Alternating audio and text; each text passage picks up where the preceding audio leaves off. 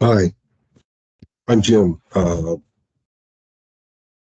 Oftentimes you may hear me commenting on different topics. I particularly focus on things like development, systems engineering, solving problems really, and then how do you build applications, functionally manage things in the business.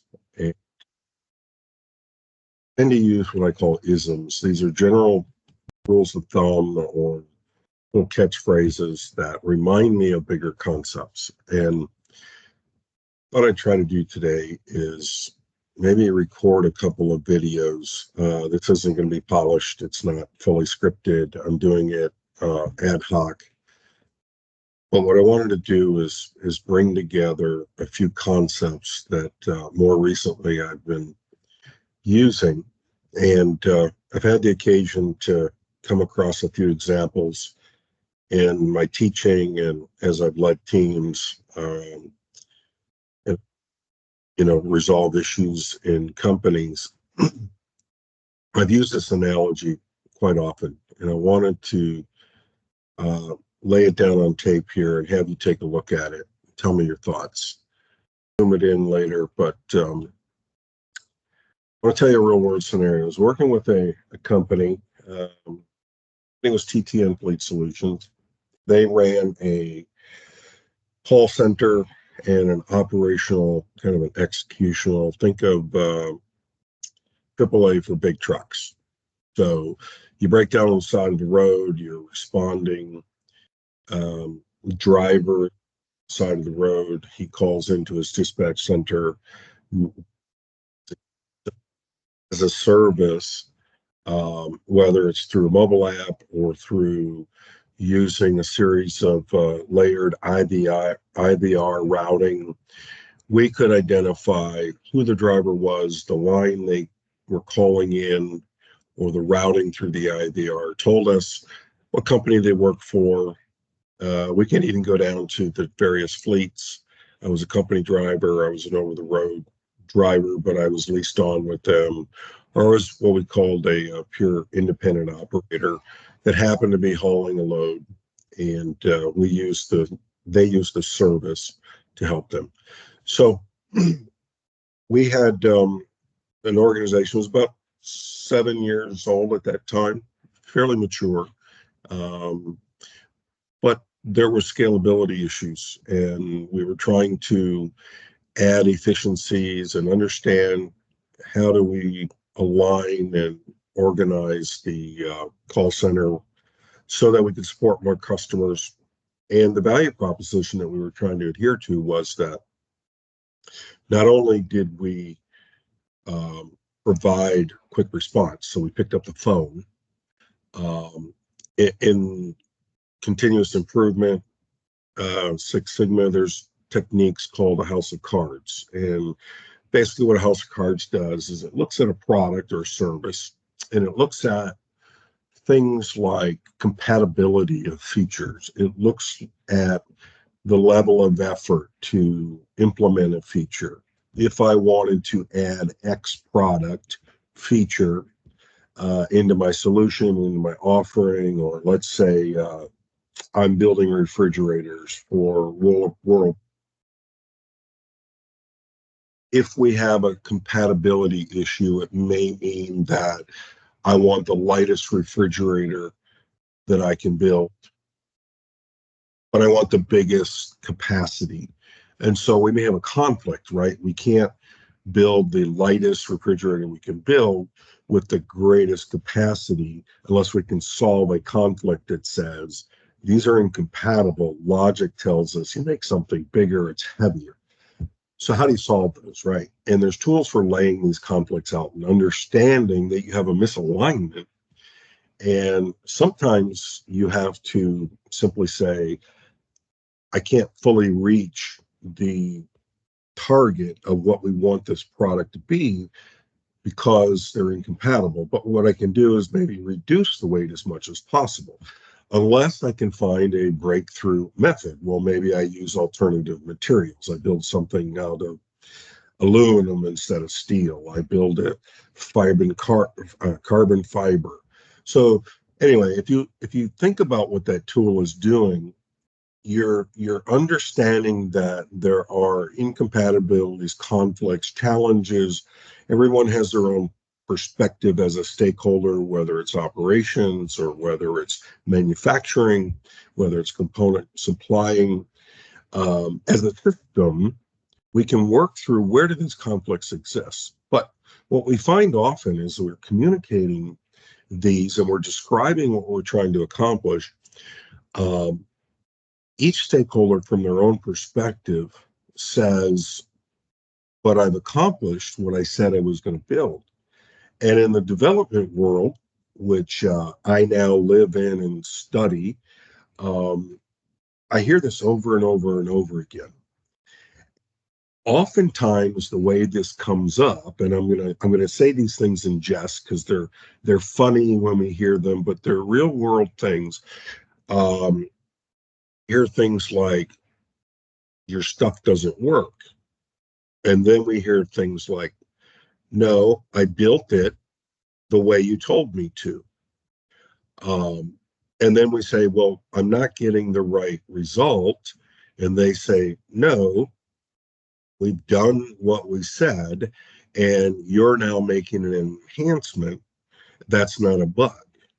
And so if you're in the development world and if you're a user in systems that particularly are being modified and updated to enhance, you run into this all the time. I made a t-shirt that says jokingly, hey, IT genius, before you call me, listen, I already cleared my cache and cookies. Okay. So that's not it. Don't let your first response to be, you just don't understand. We built exactly what we were supposed to build. And so just clear your cache and cookies and it'll work. All right. And how many times do we go back and say, okay, I did that and it still doesn't work? So oftentimes I find we have to really understand, is this a technical issue? Is this a programming issue? Is this a features definition problem? And oftentimes when we look at it, we try to troubleshoot these, we demonstrate these patterns. And so I was trying to find a way to illustrate this because I had a quality team that I had stood up, and that quality team was um, working in the organization. And we were trying to optimize and redesign the workflow through the call center, different role definitions. We had various models, and I'll do another video to talk about this, but we were doing sort of a cascading waterfall effect versus sort of a incoming request, and then we sent those down concurrent functional lines to try and more represent like a automotive line or something with multiple lines that are concurrently coming together. And so we had a management system, and we had expectations of the customers that each event, each breakdown had to go through a set of rubrics. And we then said, okay, I can handle this call with this team or this team or this team. Some of the original designs were all calls went into one frontline team. They took all the inbound call information, and then what they did is teed up that call and then batched that into another team. And that team would pick calls out of the queue that had been pre-screened, kind of defined what the category of the nature of the call was, and they would pick those up. Oftentimes they had to go back and rework the call inbound information because they didn't have everything they needed. And so we ended up finding it was a very, very inefficient process. And I was trying to figure out, how do I find the most elegant, efficient way that we could route the calls in and get the right information that we needed, and then move that to the dispatch function, where we had to go out and find a vendor, of tens of thousands of vendors around the country, to go find the right vendor that had the capacity, could pick up the call, could get routed to wherever the vehicle was broke down, have the right equipment, knowledge, level of technician, and parts and inventory on the truck or whatever they needed. So we had a really, really complex system, and it was layers and layers and layers of decision trees. But as we were re-engineering this, in a typical agile type development environment, we would tell them what we needed to accomplish. And in a typical, what we see in development challenges today is the product owner would describe what they needed it to do. But we were trying to affect many, many components, front end of the system, integrations through different systems, the IVR. We're re-engineering how we did our search algorithms. We're re-engineering how we manage the calls. And so what happened was, downstream, after we found the vendor and we dispatched them, we had a whole nother process for following up. And were we managing that call all the way through, your guy's on his way, and we're letting the driver sitting out on the side of the road let him know, hey, we've got somebody coming. And so we had to manage the call process from cradle to grave. And that was the value that we got paid for, was actually managing the call effectively and dispatching the right person, and then also guarding their money, that they got the value paying for. Because if you've ever been broke down in, a far off land, remote state, you've never been there, and you don't know anybody, it's the poor guy that comes in and takes advantage of you. And so our national presence, understanding how to do that, add value to how we manage the call. And we could call those vendors out and say, look, this is what it should be. This is the labor that you should have in it. Or we actually had a payment processing system where we could put the charges on various national accounts. So again, very, very complex system. But as we were doing this, we had a quality control team that was sitting in operations. We had another team that was focusing on re-engineering the system. We had a development team that had been dedicated to the system for years, and they were over in India. And so as we were all working, I found that we would be speaking about the same thing, at least we thought. But the reality is, our perspective from the information we were being given and how we would process that would change outcome radically. And we didn't understand each other's perspective.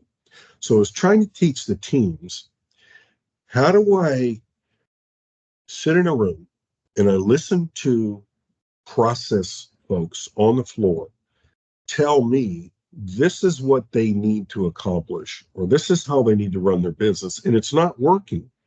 And then I would look in the product management ownership and say, but we've designed features and functions to challenge and tackle those problems. And they said, but it's not working. And then we'd go to development team and we'd say, hey, we figured something out. Here's what we agreed to do, but it's not working.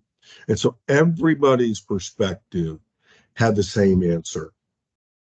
I know my stuff. I can walk the fence, and I can understand that I didn't make a mistake.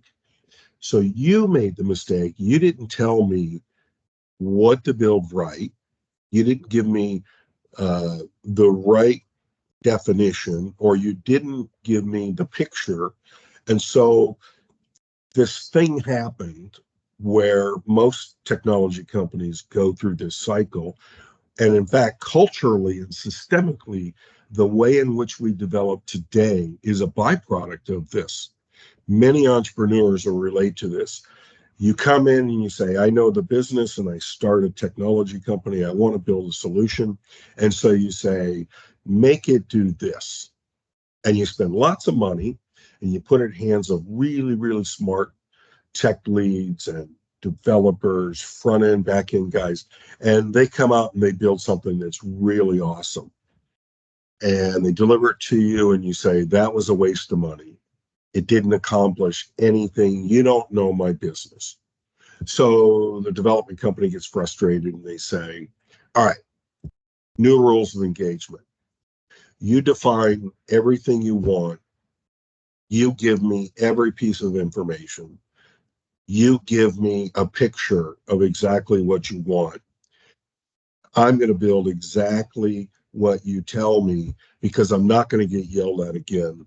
And you tell money when I did what I was supposed to do. So now we're in an environment where the entrepreneur, the owner says, fine, I'll draw you a picture.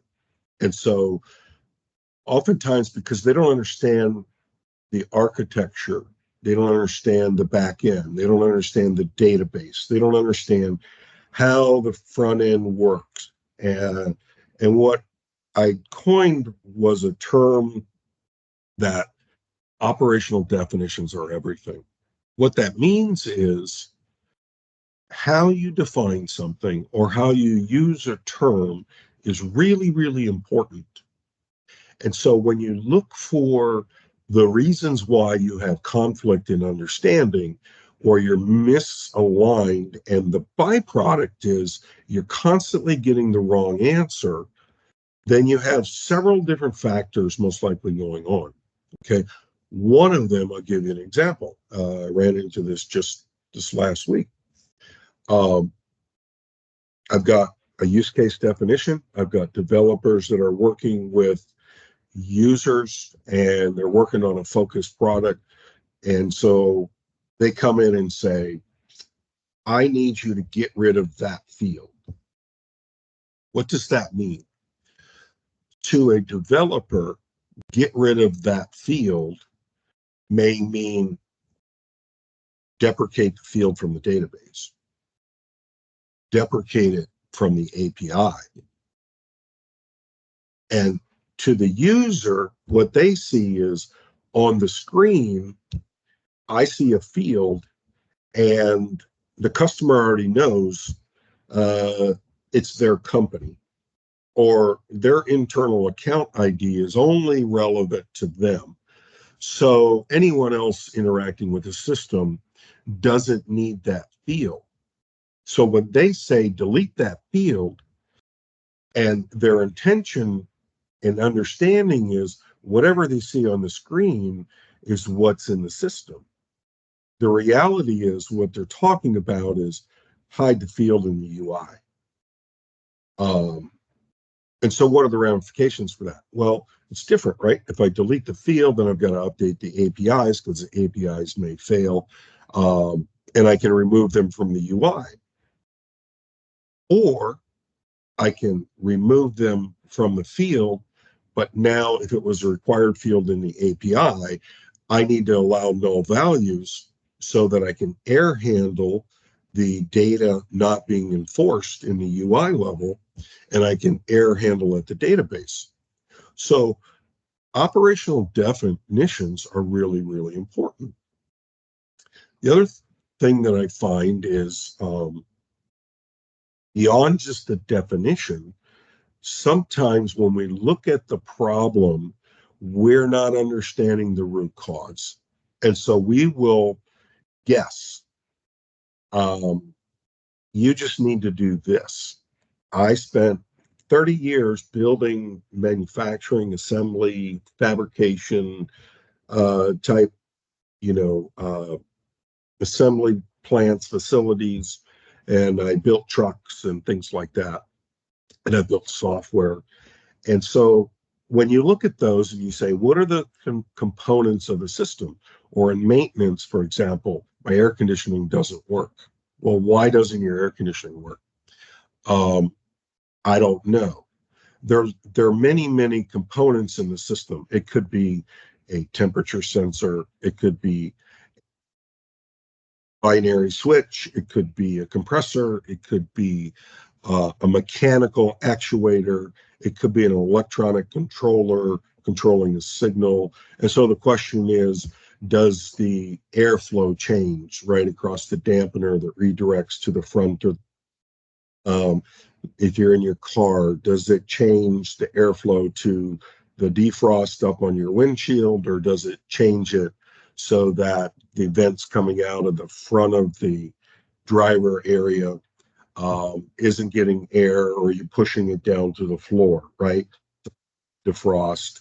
Well, different components are achieving different controls.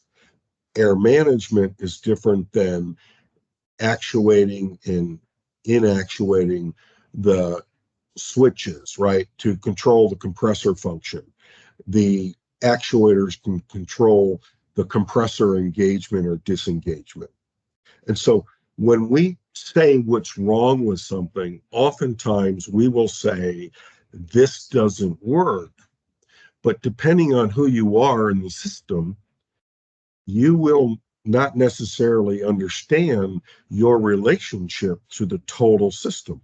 I see this on the shop floor with a mechanic, and there's different tendencies that you can study and learn over time, but we don't always look at this perspective from a development side, because we will often tell somebody what we think, and then the first pushback is, I'm often accused of this: don't tell me how to build it, Jim.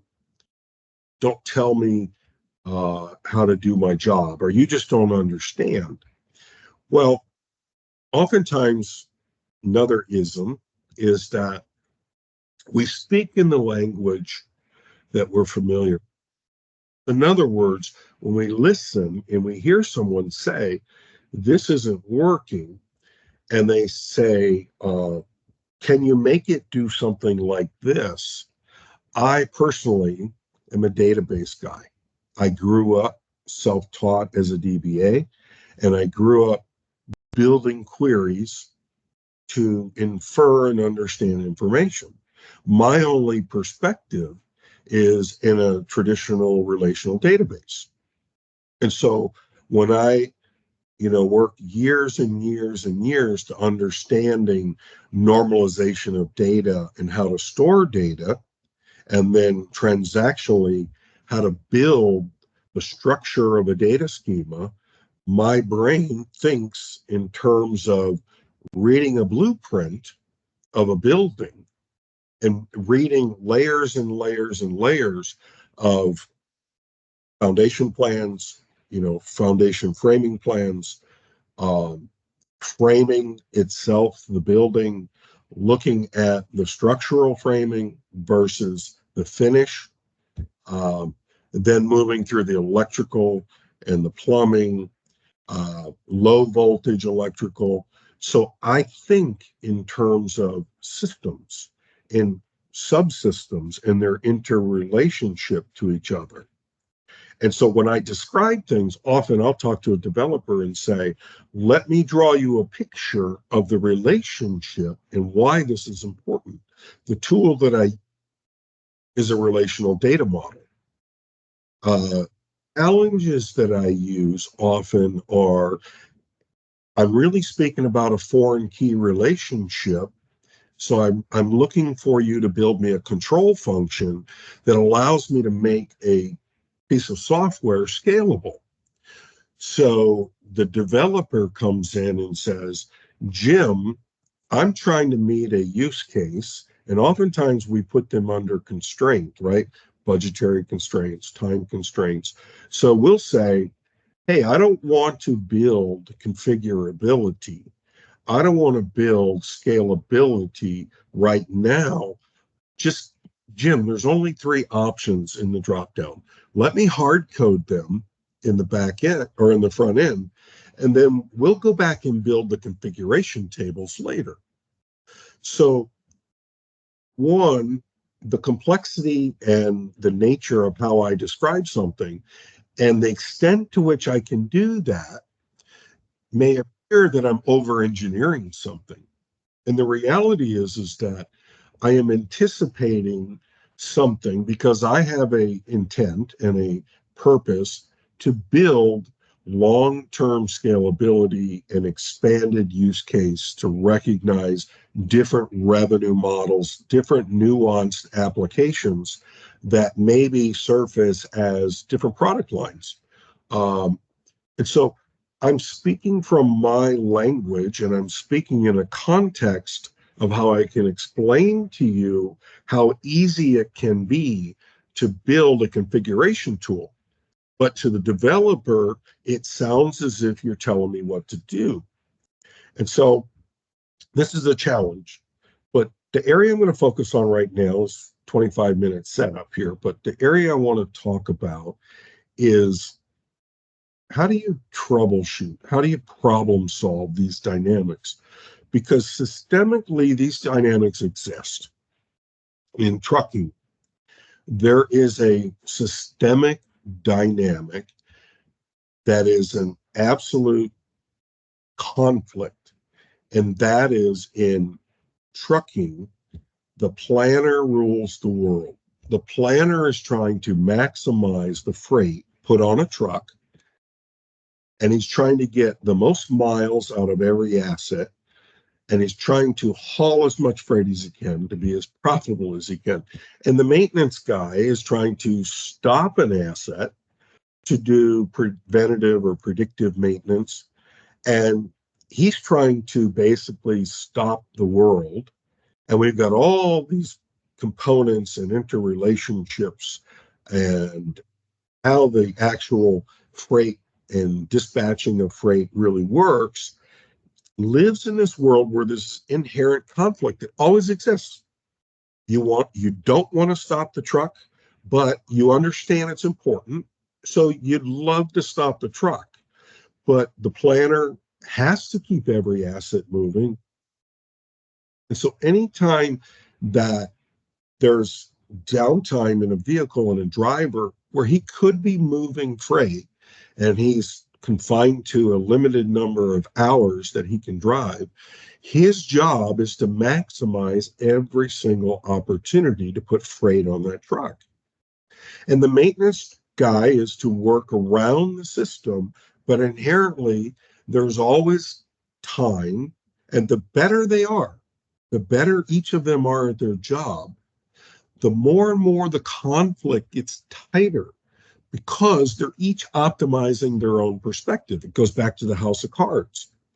One's making it as light as possible, one's making it as durable as possible, one's making it as universally scalable, I can portable, move it around and move it into portable applications. I can park it in the garage, I can park a refrigerator, uh, in the kitchen.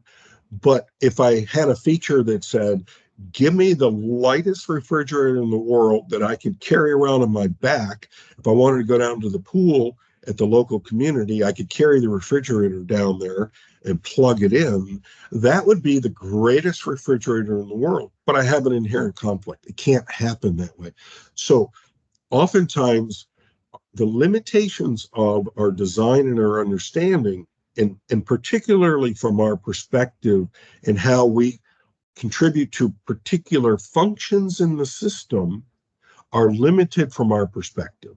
So let's go to the walk the fence. You hear me all the time, and if you're around people that have worked for me, you'll hear this all the time. Walk the fence, walk the fence, walk the fence. So I'm just going to give you a scenario. You're an operations manager, you move in, you got a new fancy job, and you move into a little house. This is your house, okay? Um, and so in the morning, you get up and you're early rise. So you come walking out the front door and you let the dog out.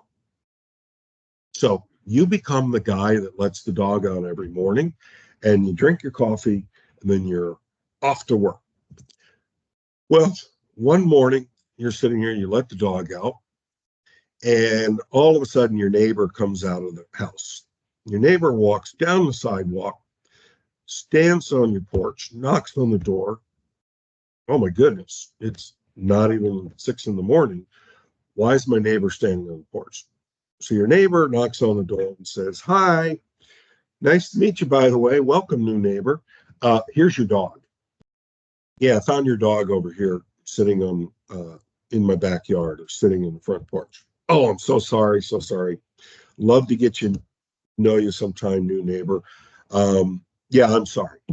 Kids must have left the gate open and the fence. So put the dog back inside, you go on your merry way." "Well, that's great." A few days later, guess what? Kid looks out the window, no dog. "Where's the dog?" Go look across the fence, dog's inside the neighbor's fence again. "Well, hurry up, go get him." So he runs around, knocks on the neighbor's door and says, "Hey, I'm really sorry. Can I go to your backyard and get my dog? I see my dog somehow got in your fence again. I got across the fence or around the fence, but anyway, he's in your backyard." "Yeah, great. Yeah, go get him. Really appreciate it. Thanks for coming over." "Yeah, great. Like to get to know your neighbor, but in the meantime, really sorry this happened. This won't happen again." So this goes on, and then periodically, the neighbor either shows up with the dog, or you discover the dog's missing again. And so you go to the front door of the neighbor, and sure shooting, there's the dog. So now you're tense, and you're trying to get to work, and your spouse is up in the morning and is saying, "You gotta quit leaving the gate open." And so you're frustrated. "I didn't leave the gate open. It's got to be one of the kids." So what happens? Continue to get the same thing, continue to see the same results, same frustration. So now you're up and your spouse is in the kitchen, and you hear the dog barking. Dog must be over at the neighbors again. So send the kid out. Send your son, and you say, "Son, go out and check and see if every gate is locked." So he goes out and walks the fence.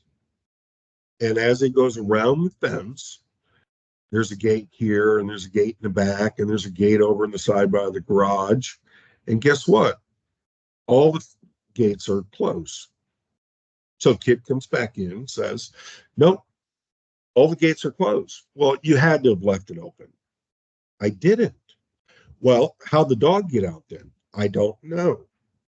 So continues to happen. Well, now husband, he comes home one night, and he's tired of hearing the neighbors, mad again. And the dog kept going around and getting over to the neighbor's yard, but nobody knows why. So logically, let's think through this. Can we assure ourselves that every gate is always locked? We could. We could guess. Um, do we propose building some type of a sensor and a gate position sensor where we can integrate and figure out, did somebody really leave the gate open or closed? That could be a solution. But no, let's not do this. So husband says, "All right, Billy, go outside and walk the fence, and I want you to see, is there any boards missing?" So let's go. So he takes his son and he walks around and he starts pushing and opening every single board. And guess what? There's a loose board in the corner, and there's one back here, and there's a little spot over here. And he sees a little bit of where the dog kind of dug and pushed out through underneath the fence. That must be it. So next Saturday, he goes to Home Depot. He buys some screws and nails and buys a new drill because he's going to go fix the fence. And he goes in and runs around and repairs the fence. So put the dog in, everything's great, and put the dog outside. So following the dog around doesn't walk through the hole in the fence. Solve the problem. Except 2 days later, dog's over on the other side of the fence again. So no broken boards, the gates are closed, can't get under the fence, we can't figure out the problem. And so we go out again and we say, walk the fence. All right. Now, the example that I'm using here is going to be a little bit extreme, but it was derived from real scenarios as I watched the quality team and the process engineering team work. And what had really happened, which we didn't understand, was that when we looked at our fence, we actually had a fence that in the back, and I'll just pick a random spot. But what had happened was the fence actually was built, that fence was built like this. And what was happening was when we asked the question, why did the dog get out? And our logical question that what could be the root cause was, is the fence, the continuity in the system there? Well, how do you add continuity? You close the gate. So we went around and looked, is every gate closed? Yes. And then we said, well, we found a bug, we found a small issue, and that small issue was that there were loose panels. And in different scenarios, the panels could be pushed open. So we went and closed all the panels. And everyone was still getting the same results. They're still frustrated. But when we asked, what is the panel, right? And we looked at the system, all of a sudden, when we took another view, we found out that over in the corner of the yard, this, let's say, was 24 inches, and this is 36 inches or 42 inches. The little dog could jump across the fence in this area. Now, that's an extreme example. However, it's a metaphor for how we sometimes don't get out of our own way and step back, look at the operational definitions, look at how we're using root cause analogy techniques to find the real root cause. And when we look at data, in particular, I have a lot of keen interest in the area around Lean and Six Sigma. So if I'm designing a system and I say, can I build some type of a checksum or some type of a management control? Well, one of the definitions might be, could I measure continuity? Sure. If I connected the gate and I had a gate switch and that binary switch would be open or closed, then what I could do is I could build a schema which represented the yard and all of the gates. And if every gate was closed, yes, yes, yes, then I can say I've met the continuity requirements.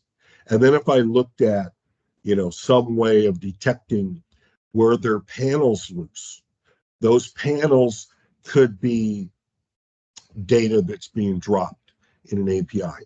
It could be data that I'm not really capturing because I don't have operational context. And what happens is, no matter how we look at the problem, if we define it from each other's perspective, we will have a relationship that says, yes, I'm accurately measuring your continuity. I'm actually identifying all of the loose spots in the fence. I've even gone so far as I built a product that literally creates a repair plan. And that repair plan assigns my husband a task to go fix the broken panel in the fence. And so I've developed this really, really complex, great product and system that can do amazing things. However, I still don't have the operational context of really understanding the operating environment in which I'm dealing with. And so while this example is extreme, it demonstrates that sometimes the best thing that you can do is to step out and literally walk the fence, walk the organization. In continuous improvement, that's exactly the foundational principle of how we do process improvement, is to understand the actual systems and the actual operational context that we're dealing with. So when we walk the fence, we're looking at it from another perspective, not what the technical requirement is, not what the data requirement is in order to achieve the management system, because this is how we come up with these patterns of, hey, your system's not working. The way we define the operational requirement is really important. And the other thing I find is that once we can identify this, we can attack the greatest Achilles heel in development today. One of the founding principles that I work from today is that the way we do Agile is wrong. Now, it can be efficient, no different than a manufacturing plant where we have a sub-assembly. We have a cell that's producing a subcomponent. And if I take, for example, in a very large enterprise level system, and I define well the data schema and the data stores in different methods and different servers, for example, relational databases, NoSQL, Mongo. We're looking at JSON stores. We're looking at all kinds of different mechanisms. They each have a function and they have a ideal value proposition that they present. So oftentimes we'll use different servers, different storage techniques to achieve different outcomes, and because we're enabling different functional capabilities. Well, as we understand what those capabilities are trying to accomplish, we often look at them in terms of technical prowess. I'm a full stack guy. I can do back end, front end, API work. I can do mobile across, Apple or Android. And we look at the functional technical capability from the ability to define the schema that allows us to measure continuity, right? Or infer something, or our technical ability to develop the APIs. And then they have the techniques for error handling. They have the techniques for developing webhooks, correct? To inform where the anomalies are taking place, or to define error handling that describes whether or not I can infer I have a data problem, or do I have a continuity of data issue. Perhaps I've got data conversion issues. So again, those are all great skill sets. And if you look at a manufacturing cell, for example, that does nothing but APIs, if you define the data and the information well, you can hand a developer, and with tools and techniques they have today, they can build hundreds of APIs in a week. The challenge for them is understanding what they want and understanding the data requirements. So many, many successful organizations do that well. Here's the problem. Most often, because of either resources, because of the capacity constraints and prioritization of what do we need to build, what features, how do I monetize those? I'm looking at a sales pipeline. I'm looking at revenue and margin opportunity. I have other influences that are deciding what are my priorities. And so we never have enough resources. We can't build enough things fast enough. And we end up living in an environment that's less than optimal, but we know we can get there if we can simply continuously improve the system. Well, there's one thing that, again, is missing in this. Many of those folks working in the system are experts in what they work on, but they don't understand the big picture. And they don't understand the operational context of how the business is run. In fact, we call that a detriment. And I'm accused of it often. Jim, just tell the developers what they need to do. They don't need to understand how the system works. They don't have time to do that. Okay. I'm going to tell you it's absolutely wrong. Now, from the way in which we manage and design agile environments, we are creating siloed cells, but they still need to have operational context and understanding of the overall system design. Now, how does that translate in the real world? If you have a development company and it's made up of developers that have experience across many domains, we call domains areas, right, of information. Well, I may have a technical domain. I could have a, let's say, a systems architecture domain. I could have a coding domain. I could have a operational domain, industry knowledge. And then from there, I can have functional domain in how does the accounting work? How does the managing of the business work? And if I move through the use cases, then I can go into what are the nuanced applications of how we're architecting this. And I have learned that if you can give understanding and you can give them context and limit it to the minimum that they need, you can find a balance between giving them an understanding of the system and giving them an understanding of the context in which they're working in. Uh, One other point, and this is the white elephant in the room. I believe most organizations believe that the technical prowess of most developers is fully capable of comprehending a full stack type domain knowledge.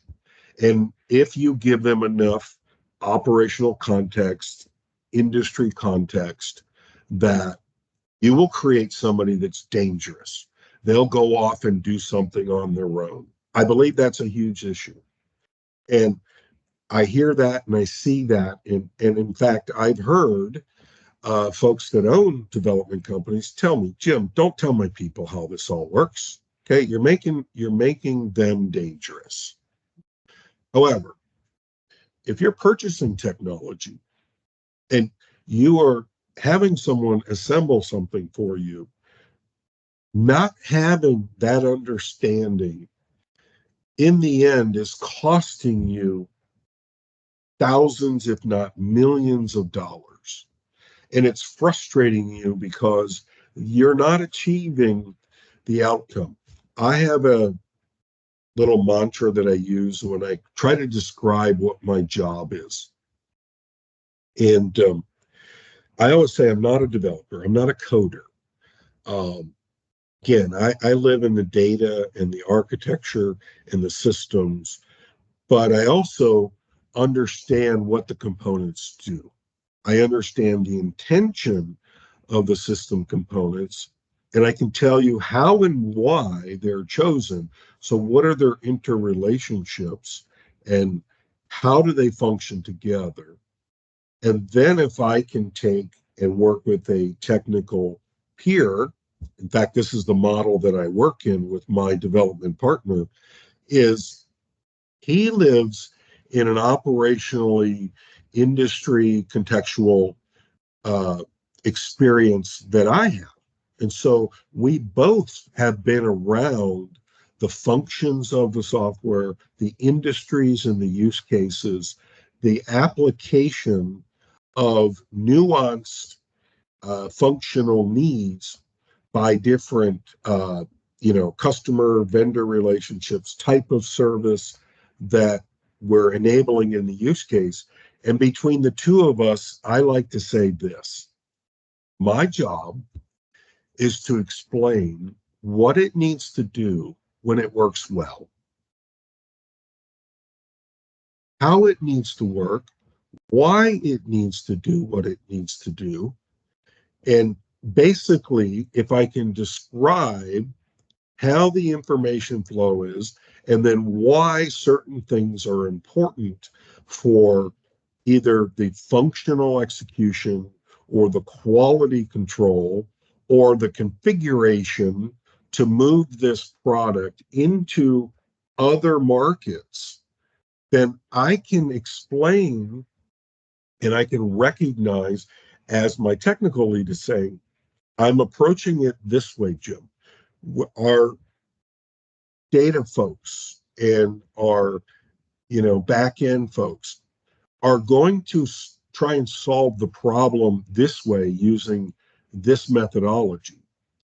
And I can anticipate that's a great application, or I suspect we might want to try this also.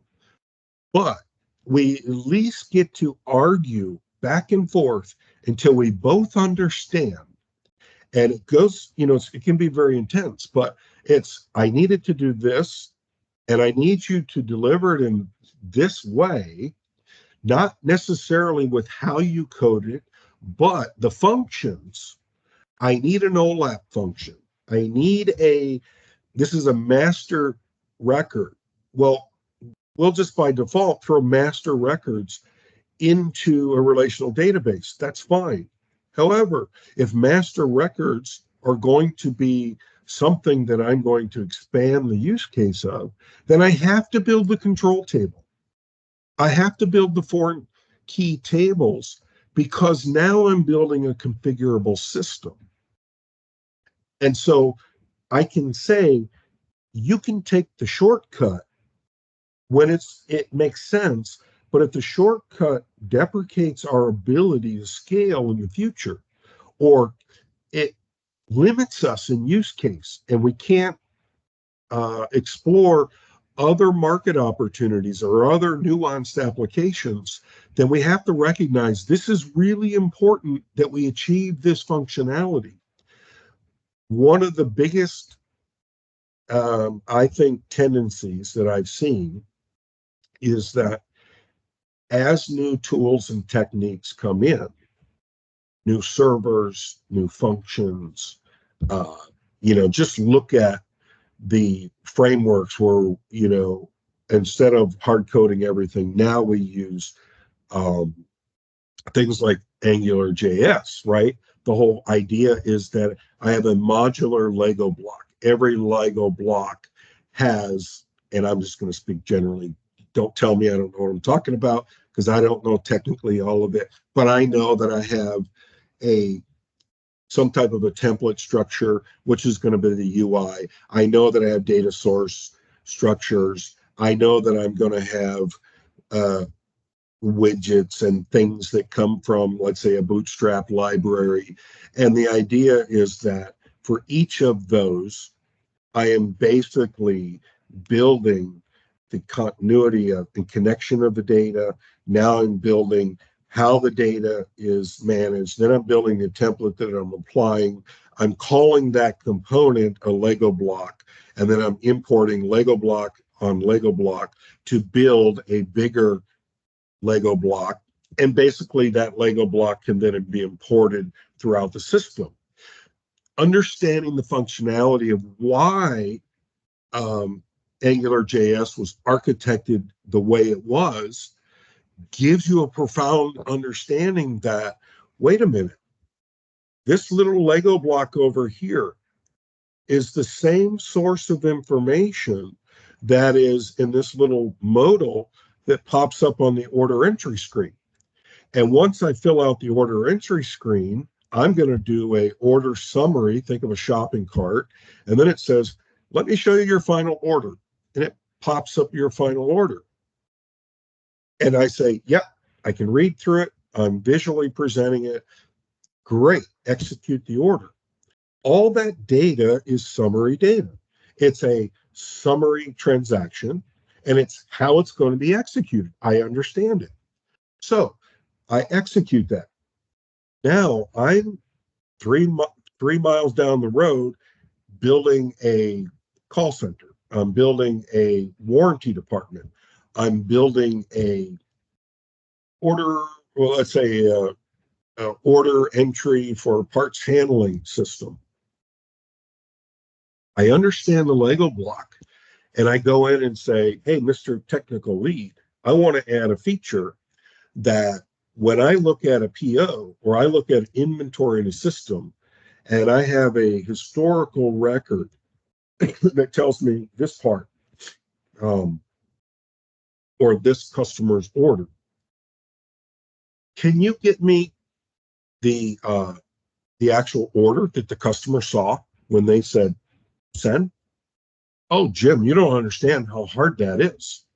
Well, no, not in an AngularJS environment. I can go import that summary screen because it already has where the data is and how it was constructed and the visualization, and it's binding the data. So I have a view of that information, and I can import that little Lego block over here in my inventory control system. Now, can I do that code? No. But is it relatively to do that? Easy to do that? Absolutely. And so oftentimes what I find is whether you're in product management, product ownership, there's this debate going on. I was engaging in a couple of weeks ago. What's the perfect model and what's the trend and the evolution of how you define the role of product ownership versus product management versus are you a technical person? Are you really a developer that's trying to do product management? There's debates today that say you should go really take your product ownership and they should be living in marketing and business development.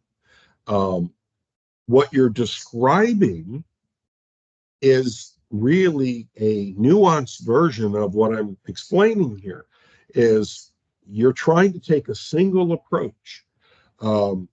Years ago, there was a big trend to move to NoSQL data stores. And so everybody started going in that direction. And it was great. So time series reporting is enabled. Very quick recall is enabled. You have the ability to understand information and get to it very quickly. It was great. The problem with it was you have to put them in the system, in a particular structured way, and you have to take them out of the system in a very structured way. So if you can't do that, then you find that the limitations of NoSQL stores challenge your ability to query. And so then they develop tools and techniques and frameworks to allow you to query NoSQL stores. And again, then it evolved and said, well, maybe NoSQL isn't the perfect answer for everything. I find that sometimes what we do is we do an all or nothing. In a recent project I'm working on, we probably went overboard in that we're trying to build very high streaming, high availability, billions of stakeholders querying, and we're cross-referencing and matching. Think of, searching for a service, or I'm looking for, in the brokerage business, there's hundreds and thousands of loads, and there might be 5 or 6 dominant load boards, which would represent 3 million loads, and I've got 3 million trucks. Think of Uber Freight or Uber, the rideshare service. So I'm trying to match a truck and a driver or a customer with a car in the area. So the tools and the techniques we use to build those frameworks are radically different. But if we apply that single technique to all of our design structures, then we find we create other challenges. And so, again, the lesson that I want to encourage you is that there's value in understanding the operational context, and there's value in being able to develop ways in which you can explain how should it work when it works well, and then they have to have the operational understanding of how you're going to use it in real business, in real management, down in the trenches. You have to understand it. What I like to say is, I don't need to know the transaction for the sake of building the system. However, to build an effective system, I have to live in the transaction. I have to walk the fence of every transaction. I have to understand the data dynamics. I have to understand the information flow. I have to understand the transformations. I have to understand the handoff of information and what they need and how they're going to use the information so that I can inform what are we functionally really trying to accomplish. And that opinionates how we develop the tech stack. That will opinionate which components we operate in and we're going to make configurable, which ones we're going to hard code. And so you have to do this. And I'll just share with you, I've been studying this for years. I'm not telling you I'm perfect. I don't have all the answers, but I know that the more and more that I work in this area, the more that I have found that you're fully capable of doing this. And I'm challenging you to step back, take a little bit different perspective. And I think you'll get great results. I think you'll start to unwind many of the challenges. And I'll share some thoughts on a couple of other things. One of the other examples of this I'll leave you with was had a 96, I believe it was, year old. He would have been a cousin, so like a great cousin of mine. And when I was little, we would go to northern Wisconsin and we would hunt and fish, trout fish, walking little streams. And Ole was his name. Ole was bedridden when he was in his later years, but his mind was brilliant. And Ole would tell stories. And in his bedroom, there were chairs at the foot of his bed. Father, my uncles, my cousins, we would sit at the foot of the bed and listen to Ole tell stories. And Ole could tell you from 60 years ago, do you remember when you go up this logging road and you turn to the left and then there's a big tree, and if you go down the hill, there's a great big boulder where there used to be a beaver pond across, you could see the flat. Well, if you look off to the right, there's a big old pine tree. And at the bottom of that foot of that pine tree, there's an area we call the clay banks. And if you go 10 yards down the road and it turned to the left, there was a big hole there. And I caught the biggest brown trout of my life back in the summer of whatever. Stories. He could tell these tales. And so he was telling a story one day about deer hunting. And I was very young. I was just first getting into it. And, you know, in those days, we would do what we call still sitting hunting, or we would do what we call drives. And the idea of a drive is that a bunch of folks would enter an area, and then the youngest would go walk through a swamp, or they would go walk through a valley. And they had studied how the deer would move through their natural trails. And then they would sit on the other end and we would push the deer. And it wasn't like a lot of times you see where you've got just an army of 50 people pushing deer and forcing them against their will out of their natural patterns. The way we were taught to hunt was we actually moved through their habitat very slow and methodically at a steady pace. We weren't trying to force the deer anywhere. But what happened was, as we understood the natural flow and decisions that the deer made, we can anticipate how that deer would make a decision and where it would ultimately come out of the valley. So you may have 2 or 3 people, and you may have maybe 2 or 3 people pushing, and we could harvest more deer than maybe 50 people pushing. And I was trying to understand this principle. If you think about systems and the way we architect systems today, we can anticipate the information usage. We can anticipate how the system components will react, and we can troubleshoot where and why we didn't get the information that we want. I use what I call closed loop control systems and architect them to airproof those critical points. But the other lesson was, and this is a perspective lesson, one of my would have been cousins. He was probably 50 years old at the time. He and I were the pushers. And we were talking one day, and I'm sure I had an attitude or something. It was like, why I'm the young guy and I always get to go walk through the swamp, and all the other guys at the other end, they get to kill the big deer. And my cousin looked at me and he said, do you think that's true? And I said, well, it kind of seems like it. And he said, do you know that the guy that pushes, the guy that walks in the trenches, the guy that actually is walking the trails and learning where the deer go, do you know that they actually shoot more deer than the guys on the end of the drive? And I said, no, I didn't. And he said, let me tell you a couple lessons. So I said, the system will always follow what's natural, the way it's ingrained. The business will always follow it, whether or not the system that you think how you're hunting is going to solve the problem.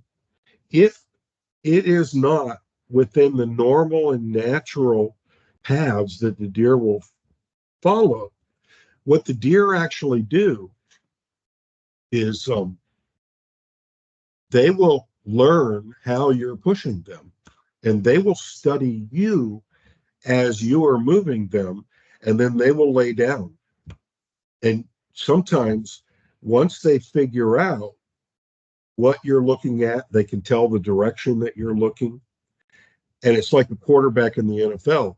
You're looking off the linebacker and sending them this direction, and then all of a sudden, you're reading a progression, and next thing you're throwing a ball in this direction. Well, deer does the same thing. The deer will move along their paths, and when they feel that they're getting pushed, they know their exits and they know where they're vulnerable, and they will let you push until they lay down. And I've actually had this result: walk right past the deer laying within 10 yards of me. And then what happens is, as you are pushing past them, the deer don't come out the natural spots. They will go back and they will circle back and do exactly what they've always done, and they'll exit behind you. And so one of the perspective lessons was, sometimes if you sit in the middle of the hunt and you're trying to figure out why things are melting down or why things aren't getting the results that you want, and all of the normal processes and functions that you expect, you can't recognize those. The transactions, I'm checking the gates, I'm walking the fence, there's no holes in the fence, I'm looking at memory leaks, I'm looking at APIs, and I'm looking at continuity of data moving through the system and nothing makes sense, sometimes go back into the organization, sit down, and look around you. Look in other directions, and you'll find that, well, we've always had a manual process for working around this. We've known this hasn't been working for weeks. This system or this process shut down hours ago, and no one has informed us that we should do anything other than what we've already known to do to run the business. So when the system goes down, we just go and do our manual process and we escape the back end of the system like we always do. No one told us that we should stop doing that because no one came in and walked the fence with us and walked the drive to look at why it was happening and look at other escape routes that we didn't create because we didn't code the system for an escape route. We say, Jim, every transaction coming through the system works. The data is there. I see records in the database. I see business activity going on. I have nothing that indicates that the front end, I can log in just fine. I can do all this stuff, and everything that I built is working like I said it was. I'm not the problem. So this lesson was sometimes sit down and change your perspective. And he said, what do you do if you get lost? And I said, well, I don't know. He said, well, sometimes when you get lost, the best thing to do is instead of trying to run and figure out a way out of the woods, in the system where you are, sit down, find a stump, sit down on the stump and look around you. And what will happen is as the chaos is going away, all of a sudden the deer that's backtracking stands up and they walk 20 feet from you right into you. And that's how the drivers, the guys that live in the drive, the pushers, the folks that live in the transaction and walk the fences, that's how they discover and they actually create more value. So walk the fence, but walk the fence from a strategic perspective. I have a rubric. I'd love to share it with anybody if you reach out, but I have a concept where I say walk the fence. And what I do is I take a holistic systems approach and I say, let me walk the fence from a system standpoint. Then we walk it from a process standpoint. Then we from a systemic, like big systems component process. Then I'm down into the transactional supervision.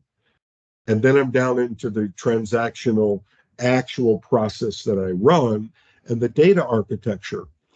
And so when a company, small entrepreneurs in particular, is growing, business is screaming, systems are melting down, manually people are running the business, and all of a sudden business owner says, I saw an anomaly, what's happening? Well, we've got to gain some perspective here. What is really happening? What's the signal that caused you to be concerned? And then what I would do is get on the phone and say, systems guy, how are we doing at the top end? All's good, no problems. What about in the integration side? All's good. What about in the functional management side? Are we getting all the results, compliance? Do we have run charts, quality control systems that are melting down? No.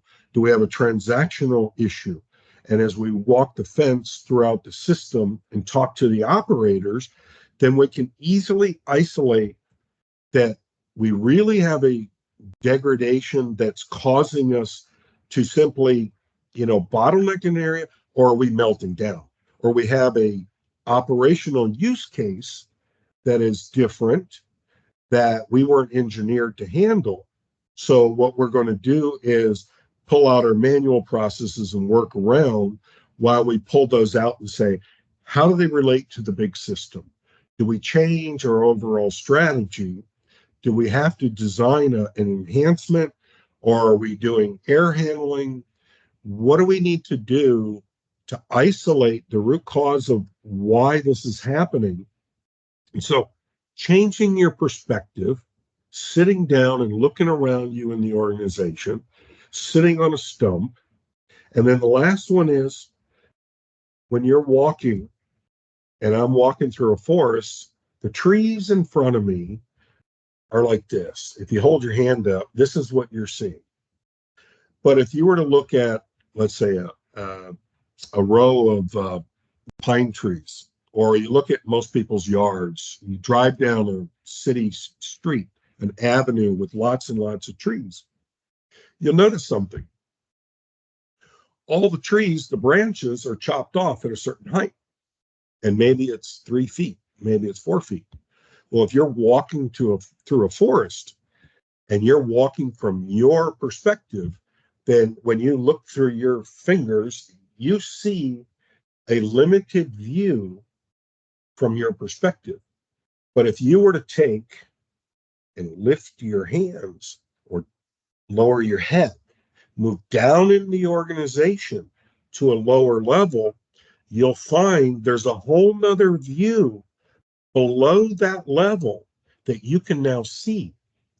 And I've actually done this. My cousin taught me this. And as we were sitting there, he said, sometimes what I do is just stop and I drop my elevation and look underneath, and you'll find there's actually a level of undergrowth that's in the forest or in the swamp.